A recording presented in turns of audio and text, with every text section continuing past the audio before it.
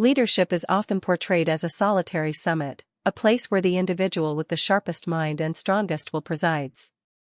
Yet, the true journey of leadership reveals a different, more human path. It begins with a fundamental shift, understanding that you do not need to be the smartest person in the room. The higher a leader climbs, the more pronounced the risk of isolation becomes. Team members may withhold critical feedback, and the pressure to have all the answers intensifies. This can create a dangerous echo chamber, where decisions are made in a vacuum, divorced from the collective intelligence of the organization. History is littered with examples of brilliant visionaries who failed because they stopped listening. Effective leadership, therefore, is an exercise in humility. It is about curating an environment where diverse perspectives are not just welcomed but actively sought, where mistakes are treated as learning opportunities, and where the leader's primary role is to ask insightful questions and listen deeply to the answers. This approach transforms leadership from a performance of omniscience into a practice of collective problem-solving. This foundation of openness paves the way for a more profound strength, the courage to be vulnerable. Imagine a seasoned executive, accustomed to projecting unwavering confidence, sharing a deeply personal struggle with a room of peers. This act of vulnerability is not a lapse in judgment but a strategic tool of immense power. It often requires confronting long-held personal narratives, perhaps a childhood lesson to always be polite now manifesting as an avoidance of necessary conflict. By acknowledging these internal drivers and sharing appropriate challenges, a leader does not diminish their authority, they humanize it. For teams, especially newer generations in the workforce, this authenticity builds unparalleled trust. It signals that it is safe to bring one's whole self to work, to admit uncertainty, and to propose unconventional ideas. A leader who can say, "I don't know, but let's find out together," or who can openly discuss a past failure, dismantles the facade of perfection. This creates a culture of psychological safety, which is the bedrock of innovation, loyalty, and honest communication. Of course, an authentic journey will inevitably include setbacks.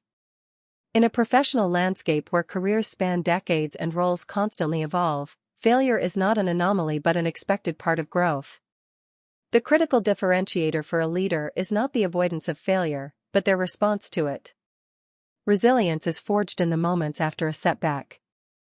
The natural reaction may be to dwell on blame or succumb to insecurity, but transformative leaders practice what might be called bouncing forward.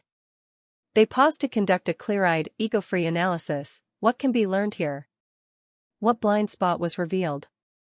This reframing turns a stumble into a stepping stone.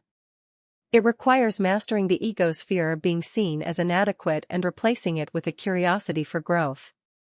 When a leader models this behavior, treating failures as rich data rather than personal indictments, they give their entire team permission to take smart risks, to experiment, and to innovate without the paralyzing fear of making a mistake. To navigate an unpredictable world of disruption and change, a leader must then cultivate versatility. The challenges of tomorrow are unknown, so relying on a single, rigid style of leadership is a recipe for obsolescence. Versatility is the superpower that allows a leader to adapt their approach to the needs of the moment. One day may demand the decisive, cost-cutting focus of a turnaround artist, the next may require the inspirational, growth-oriented vision of a pioneer.